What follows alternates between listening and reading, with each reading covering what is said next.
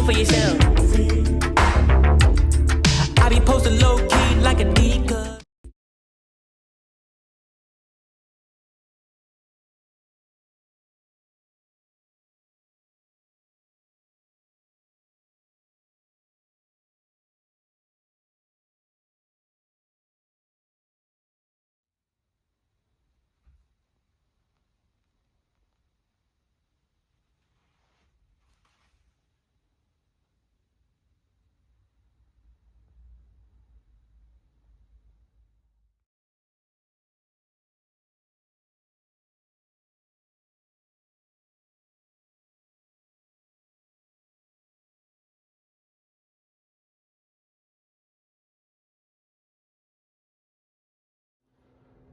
What's the deal, YouTube? It's your boy Neptune the Goon, and I'm back at y'all with another Say Less Moments reaction. Make sure you like, comment, subscribe, and we gonna get straight to it. Oh, whiskey. We got your boy, the pop-out artist. First, he used to be laid back, zooted and booted, moving too much with the antics. You know what I'm talking about. Lefty Gunplay. Hey, look, man, this ain't no racial nothing. But when I know you own one, you own one. And it's the stuff that black people don't really use no more. Ain't no need to say nothing about it. It is what it is. Ain't no needing to speak on it. Everybody know Lefty Gunplay, he done had his issues. He done got bigger. He done got smaller. He done got bigger in his industry thing, though. That's why he been getting ducked off. I like the way he speaks. I like the way he thinks. I like the way he protects his life like he know he should. He been out the way. He been watching how to move.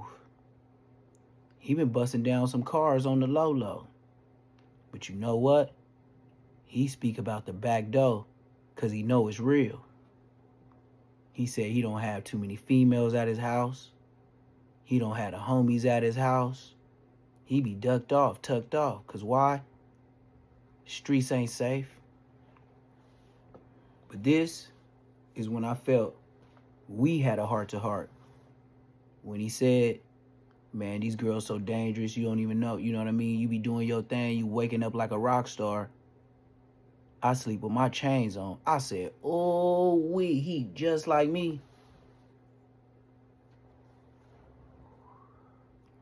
I don't care if I got an imprint of my medallion and it hurt while I was sleeping.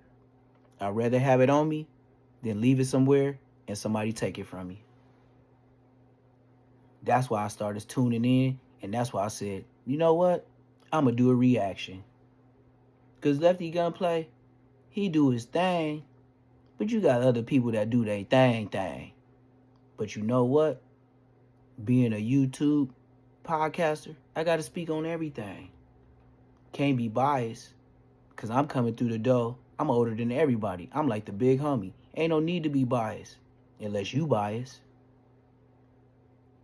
He said a lot of controversial things about his daughter dating a black man. I dig that. But I also dig how the internet will use your words against you in a court of YouTube law. Yeah, the comment section is not safe. Even for me as a podcaster. Sometimes you read stuff, you be like, man, I should get on this taco. Then you be like, feds, the whole world is watching. Watch what you say. Overload. Yeah, you gotta let some steam off. Me, I just go outside, walk around, do something else. I forgot about you, come back, and come with a whole different mentality to that comment section. That's a whole lot sensible. Because really, it's all in how you take it. The internet is all about interpretation, but the narrative is imperative. This is why you got people like Whack 100. They keep going to big platforms to push a narrative on a smaller platform. And it's like in the race of who gonna believe it or who heard it first. Because the first thing you hear, you gonna be like, ooh, he showed it. Then when you hear the other side, you be like, damn, that's kind of scandalous. And then when you come with your own conclusion, you be like, man, this some YouTube-ish. Oh, this some BS. Why even get caught up in it? Because it's entertainment. That's why they push it. Swifty Blue, I don't know what happened to him.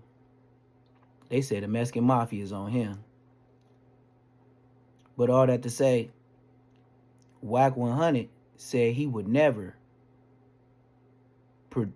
be a manager to a Southsider. Now, Lefty Gunplay saying he got a plug with Sony and he keep 100% of his copyrights.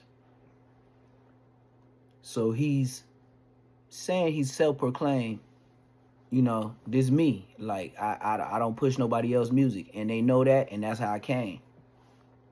That's some good willing and dealing. If that's what's to become of what you got going on with your career. That's very good. But just like Wax said, you got them politics. No matter how you make it smile, how you smile, or how you make it sound, you got them politics. But only LAYNs and OGs know the best. Police know it too.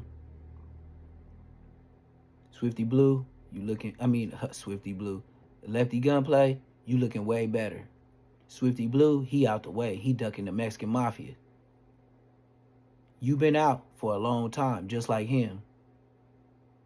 And I know it's hard for you to do the things you do with, you know, the Serrano card being your, you know, the biggest thing that has every hood in LA having motion. Put it the nice way. I respect what he got going on. Even if I have, you know, a good thing or bad thing to say about his lyrics, it don't even matter. Crazy, scary, spooky, hilarious. Crazy, scary, spooky, hilarious. It don't even matter. If that was the only part he had on there, and Kendrick put him on there, that's what made the song go. Even if that's what it is, all it was. You still made an anthem for the culture. You are in the Guinness Books of World Records as far as coming to LA street rap. Like, you did that. And at a crucial time when he was beefing with Drake. A lot of things came after that. You know, hit-ups on the wall and people crossing out Kendrick Lamar face. I know y'all forgot. I didn't. That's why I'm the podcaster. Y'all listen. It's a lot of things came with Lefty Gunplay. Along with him saying the things about his daughter dating a black man. But at the end of the day, everybody getting Skrilla. And one thing I could agree with him on is own your own. Don't jump on nobody else's podcast or nobody else's platform or nobody else's rap label unless you sold your roots in the ground. Be you first, copyright yourself, and then make yourself a business, and they'll talk to you different. Because you heard it from Neptune the Goon. This is Say Less moment. What we always say, that's a fact. Gunplay. Yes, sir. Man. Yep. It's been going down. Man. It's been a while since our last interview, man. I've been going up. That's facts. Yeah. Well, talk to me, man. So we did our last interview, man. What happened? What happened? I hit the ground running, man. And I'm the best rapper in LA. I think. Why wouldn't I think that, though? Like, I'm the best rapper, period. In this moment, I'm the hottest. I know I'm hot. You know what I'm saying? People thought it was a one-hit wonder, but nah, I'm still going up. I'm in my bag. I'm getting my money. I'm on tour. I just came back from Utah. Yeah, man, shit like that. We're going to Miami. I got booked in Miami. Got booked in Utah. I'm going to Arizona this weekend. Shout out to Arizona. That's what's up, man. You stay grinding, man. So yeah. I believe you got signed right after our last interview. Yeah. Was that right after? Oh, yeah. When I did my interview with you was before I had signed with OTR. So I did an interview with you right before I signed, and I signed a contract with OTR Records with Solis and Solis really, he really changed my life. And so I signed with OTR. We got Lefty Gunplay, Chito Ranas, Tutu Gife, Top Rank Gang. But I signed with OTR, and within 2 weeks of signing with OTR, we were already in talks with Interscope, Johnny Shipes, Columbia, Jeff Vaughn, with Warner Brothers, with Sony Entertainment, with Lee, Alamo Records, and I ended up signing a partnership deal with Sony Entertainment, Alamo Records. So I'm part of that roster now. So it's OTR, Sony Entertainment. And at the end of the day, I own 100% rights of all my music. So my kids are gonna see money off of this. So it was the best deal for me. But in the time I wanted to sign with Interscope, but you know what I'm saying, if that bag ain't looking right, but in 2 months, I guess I'm a free agent, and they better come with the Brinks trucks. They better come with the Brinks trucks, man. And we'll see what's good. I'll sign for 7 million, 11 million. There I'll you sign go. for 11 million, man. So you things have definitely changed since our last interview. Yeah, things have changed. It went up, but it's a lot.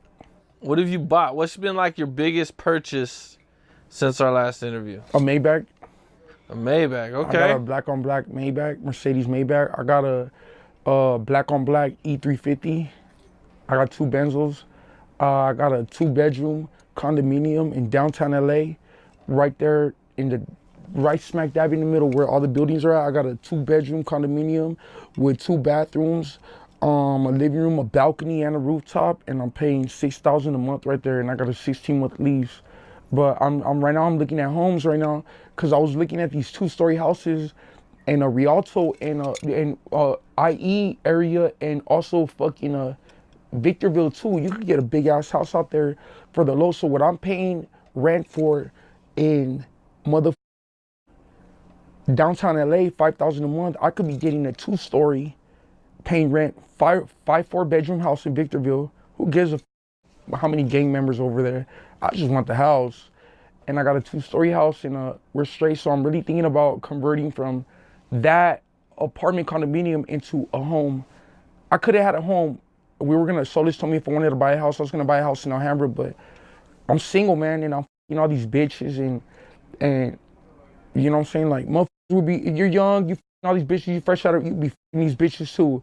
So I'm just, all these bitches, who knows, one of them bitches is gonna feel some type of way, or like call her homies and be like, hey, Lefty's right here slipping with all his chains or with all his money. Because sometimes I wake up in the morning and I check right away for my chains. I don't take my chains off no more. And it's very uncomfortable to sleep with your chains on. If you rich, it's very uncomfortable to with your chains on, because it just smacks them in the head when the chains and they're heavy. So it's like, and I cannot be bringing so many different females home and be so accessible to every female. You know what I'm saying? I don't know what the fuck I'm looking for, but I'm looking for something. But yeah, that's what prevented me from buying a house in the beginning. I thought, man, a house is too much easy access. At least a condominium, they gotta press a couple codes. There's a lot of people around, you know what I'm saying? But a house is creepy. It's like, the bitch could just go through the window and be like, he's right here, 100 bands on his neck. So I thought about that, and that's what made me get the condominium. But now I want to get the 2-story house out here in the Inland Empire, because I know that in the IE, the houses are cheaper than LA. Hell yeah, a lot cheaper. Hell yeah. So OTR, I got a couple of people on the roster over there. Yeah. No more Swifty Blue. Who? Swifty Blue. Never heard of him. Oh no. Nah, he cool, man. He cool. He ain't from OTR no more though. He's straight. What happened between you guys? You guys were... We were boys, yeah, we were boys, but shit didn't work out, man. At the time, he had a lot going on. I understand where he's coming from now, because I learned from Swifty's mistakes. You know what I'm saying? I barely put that the other day. And I also learned it Solis told me, at some certain point in a rapper's career, they get satisfied with the success that they have reached. So when you get satisfied with the success that you have reached in the LA section, you think you're the biggest shit on the earth. Can't nobody tell you shit. Now you get lazy. Now you lose the hunger for rap. Now you do this, now you do that. You're not as hungry as you were. You're not as humble as you were when you didn't have shit. You know, you think you're the shit. And I felt like I was going down that route, and I, immediately detoured. And I told myself, what I'm doing this shit for, what I'm doing this shit for, am I taking it for granted? You know what I'm saying? Am I enjoying the moment? Am I enjoying the moment? Because everything's happening so fast for me. I'm talking about, man, I'm a superstar, like, everywhere. How many pictures we take? Just hopped out the car, took pictures. Like, everywhere I go, want pictures like, and I take a picture with everybody, but it's like, am I enjoying the moment? Like, do I know what the going on? Like, so sometimes I'll say it in another interview, like sometimes I go to the beach by myself without a phone, haul ass to the beach in my Maybach, no phone, no distraction, go over there by myself, 3 in the morning, put my feet in the sand at Venice Beach, Santa Monica Pier, you know what I'm saying? And I just put a hoodie on and I just breathe in and breathe out and try to find myself again. Or I go to a rooftop in LA, but yeah, I kind of forget who I am in the moment and I don't enjoy the moment. But yeah, I couldn't understand where Swifty's going with. He didn't know how to handle it. But at one point in time, Swifty was the biggest essay rapper in LA, but he's not no more. I am. You know what I'm saying? And I'm not gonna f it up. I'm doing it for the Latino community. I'm doing it for the essays. I'm doing it for the Sureños. I'm doing it for the Mexicans. It became a whole mother. I don't do nothing with the Norteños. Shout out to the North, where everybody who with me, but Norteños, that's out. I'm the one that kicked that shit off. That North and South shit. I just want to get that out the way right now. I kicked that shit off, homie. They started it, but I kicked it off. Now when I got something to say, now everybody's all mad. You know what I'm saying? Like, I don't give a fuck. Burn Avenue, nigga! I'm on parole, bitch! West Side 40s, I'm off this motherfucker! D Street. I'm on parole, get there! Get off parole, nigga! On parole, nigga, I'm off this motherfucker! No ain't mate, nigga! And he gave me my glove chain back! West Side 40s, nigga! I'm on parole, Burn Avenue! Chris Shooter, nigga, I'm on parole! Let's go, cuz, burn that! I'm on the track and I told it, but really I'm